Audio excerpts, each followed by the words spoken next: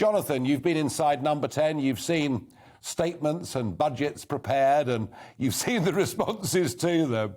I mean, what's your view? Should Rishi ditch the NI rise?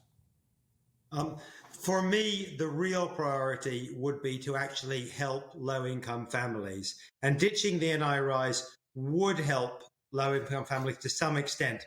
But the real big cuts and the real hit is going to the poorest families, the bottom 20 or 30%. And actually, the NI rise doesn't bear that heavily on them. What's really going to hit them is, and this is true of poor pensioners as well, is the uprating of benefits and pensions. So benefits and pensions are going to rise by 3% in April at a time when inflation is going to be running at 7 or 8%. So that is a huge, real cut to the poorest in our society. So my priority for limited resources would be to increase universal credit and perhaps to restore at least some of the cut that was imposed to pensions by the government cancelling the triple lock, which of course was also a manifesto commitment, of course, but which was ditched. But would a rise in national insurance thresholds not also help the low paid? A rise in national insurance thresholds would help the low paid, and I think it's probably quite likely that Chancellor will actually do that, and I think that is useful. It's not a big deal. It's actually, it's a few pounds a week at most, which is useful. So in my view, it's a useful accompaniment to increasing benefit rates and pensions, but not enough on its own. It looks, Jonathan, although what's going to happen tomorrow is that Rishi's going to stick with this NI rise, this effectively tax rise. And then we've got the leader of the Labour opposition, Sir Keir Starmer, saying that the rise shouldn't happen. Are we, for the first time in our lifetimes, looking at a Labour Party limbering up for a next general election, saying, vote for us and we'll cut taxes? Is that even feasible or possible?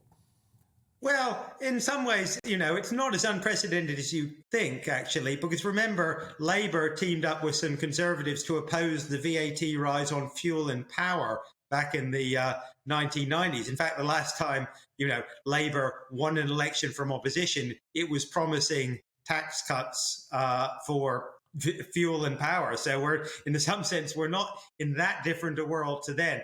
To be frank, it's not that hard for oppositions to call for governments not to cut taxes. Actually doing it when you're in power is a bit harder. Yes. So I'm not sure it's as revolutionary as you think. This is sort of the way politics often goes, to be honest.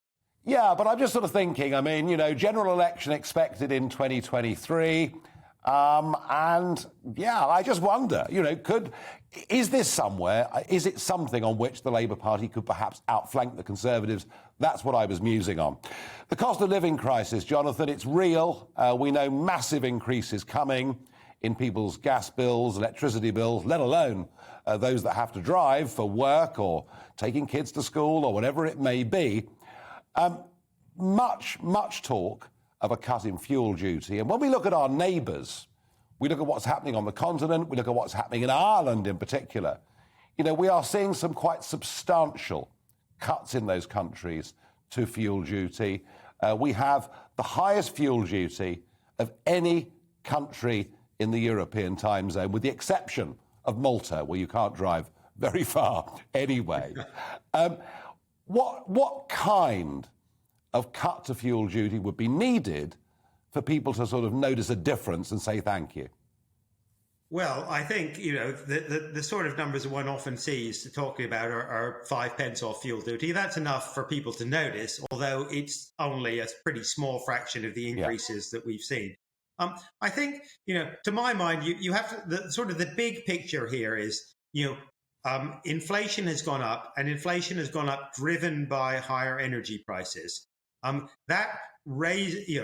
that makes us as a country poorer, because we import a lot of our energy. So we're going to be poorer. So in some sense, the Chancellor can't stop all the pain. He can decide how to share it. He can decide how to distribute it between people like you and me who are doing quite well, people who are in the middle, maybe struggling but not starving, and then people right at the bottom who are resorting to food banks or can't heat their houses. That's his choice. How do you redistribute the pain? How do you deal with the fact that actually energy and fuel bills hit the poorest hardest, whereas people like us at the upper end of the income spectrum, well, we still feel the impact of tax rises and price rises. I do too, Yeah. and I'm sure you do too. We're still not, frankly, struggling, and we can probably afford to bear some of the burden. The second point I would make is that inflation is good for the public finances. The Treasury gets more money, as you mentioned earlier, when inflation goes up. VAT receipts go up, tax receipts go up because wages go up, even if they're still falling in real terms. So the Chancellor has got money in the coffers, as it were, that he could redistribute if he wanted to. The question is how he's going to do that.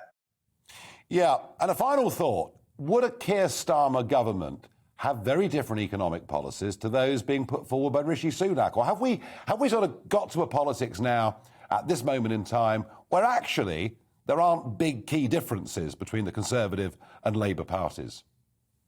I think you're right there in the sense that it is not obvious that there would be massive differences in the overall economic strategy. Both parties are committed to levelling up or some version of it. Both parties are committed to greater state intervention in the economy than was under Thatcher, but equally, Labour has ditched, I think, the sort of nationalising a lot of privatised industries that was the policy under Cormann. So there definitely has been that degree of convergence. Yeah. I think, frankly, neither the Conservatives nor Labour have really defined a coherent economic policy for post-Brexit Britain. That we're still waiting to hear what that looks like.